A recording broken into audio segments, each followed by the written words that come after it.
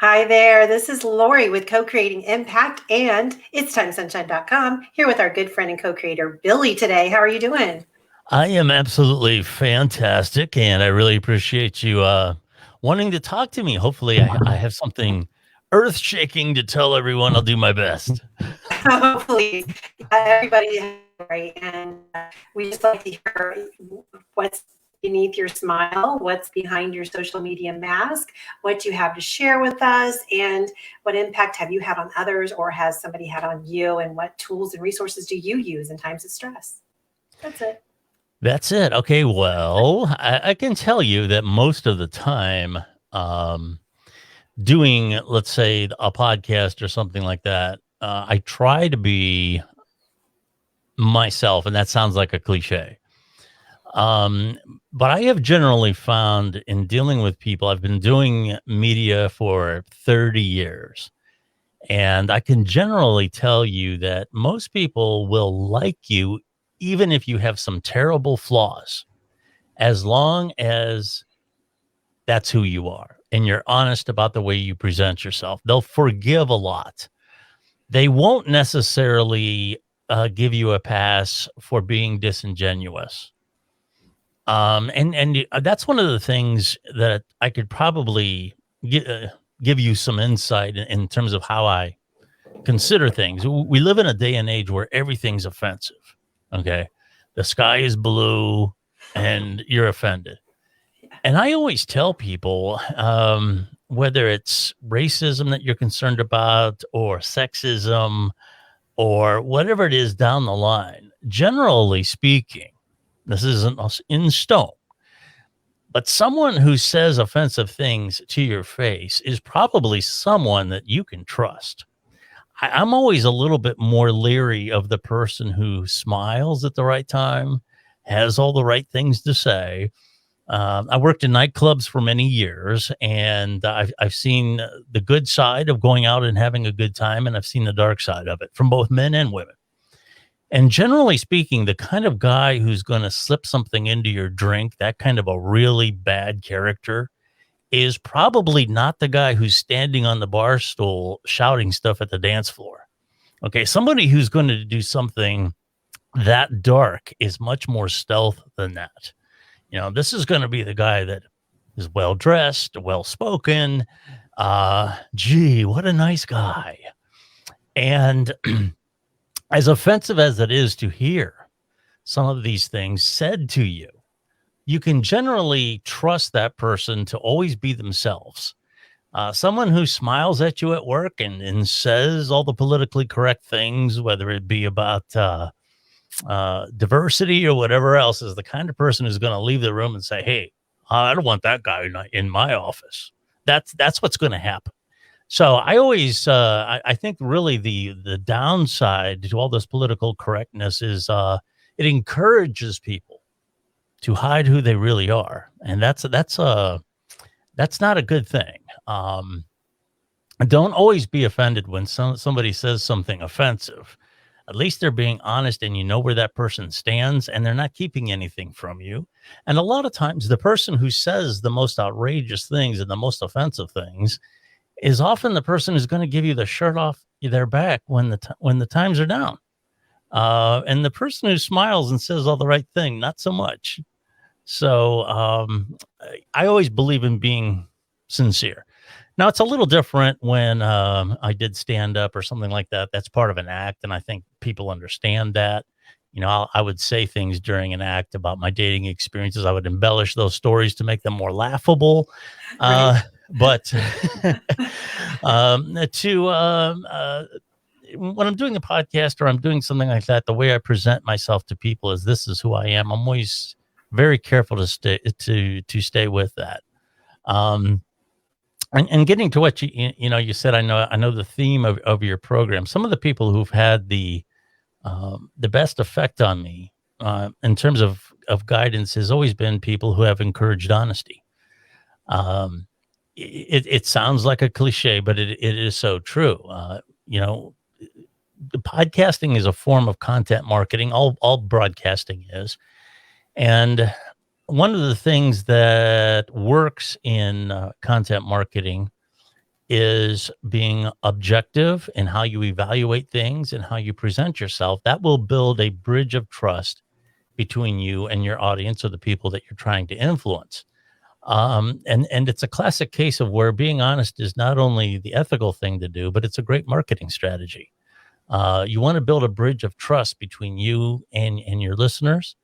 And sometimes laying your flaws out there, letting them see you be vulnerable, all these other things is what endears them to you as opposed to a person who's always going for a laugh, always deflecting things when it comes to how they feel about certain things. So that's kind of how I operate and what I encourage people to do. Where have you had in your life where you felt like you've had some times where you were very honest with someone and they said, well, F you. I don't want to talk to you anymore.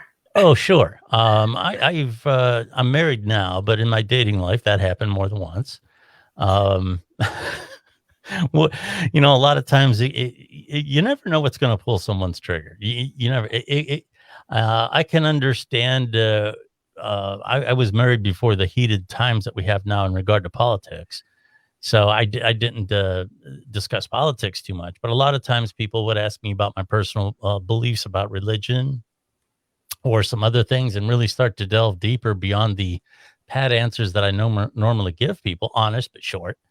And that was something that they felt I was a bad person. As a matter of fact, one of my good friends intimated that I'm probably going to go to hell, even though I'm a good person, because I don't subscribe to this, that, and the other thing. And that's a shame that people feel that way, but there's nothing you can do about it.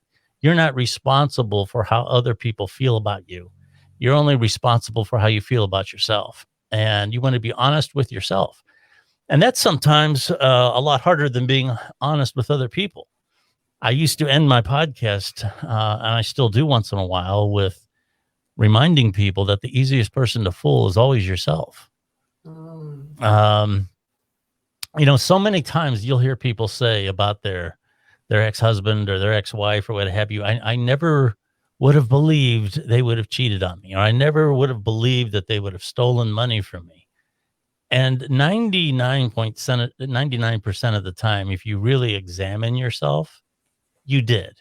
You knew all along that they would do it, but you chose to believe otherwise. You were subscribing to the fairy tale.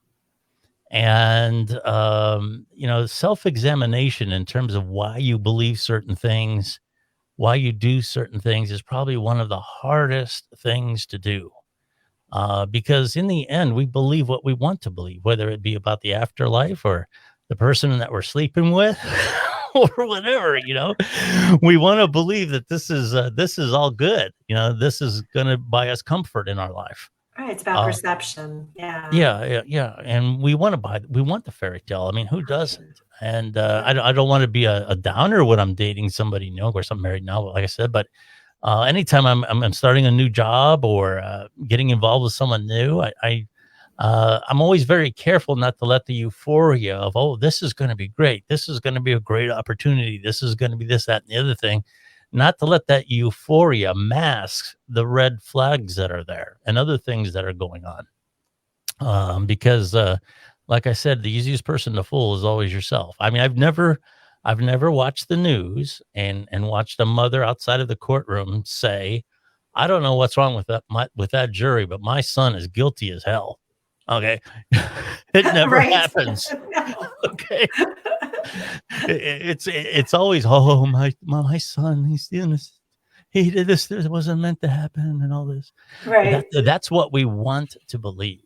And that's why you can't allow family members and loved ones to get involved in those kind of things, because their emotions and their perception of what they want to be true is what they are going to believe.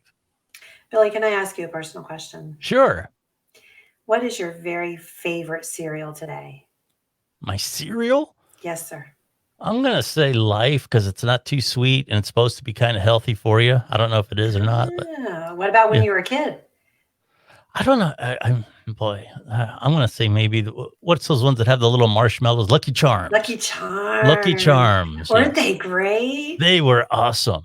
They Oh were man, with the absolutely awesome. marshmallows. Yeah, we Mhm. used to with my brother and I, we try to get him in. Do you have siblings? No, only child, Ah, and, that's probably one thing that went less than perfect in my life. My mom just passed away here a couple years ago. oh, I'm so sorry. Yeah, and she was, in the hospice and this, and boy, my wife was an absolute saint. She, helped me through a lot of that, but I think that had I had some brothers and sisters, now, of course, who's to say a lot of people have brothers and sisters, but they're not worth a damn. But I kind of wish that I had somebody to go through that with, making all the Mhm. funeral decisions and all that other kind of stuff. And I've been told here again, back to the women that I've dated, that I have only child syndrome, which means I like certain amount of my things I like all to myself. you know, and that's true. I mean, when it comes to having an office, if I lay this pen down over here, I come back tomorrow, it's exactly where I left it. And yeah, That would be heavenly. yes, that What's is, that and like? that is something. Yeah, that's probably my only child syndrome. Do you But have kids? no, no kids either. I'm all alone. I told my wife I'm all alone in the world, man. Yeah, my wife has children from a previous marriage, but yeah, and I get along great with her kids. They're young adults now. They're pretty, they're beyond the age of children. So Yeah. so they don't need constant attention, but I get along with them great. They're wonderful people, and I'm very grateful for all those relationships. But yeah, only child and no kids. So And yeah. what things have helped you as far as getting through times of stress in your life? What kind of tools or resources have you turned to? I'm going to say I'm lucky being an only child in that I never had a problem being by myself. And I can tell you, for most of the people that I've known, they don't do well for long periods of time by themselves.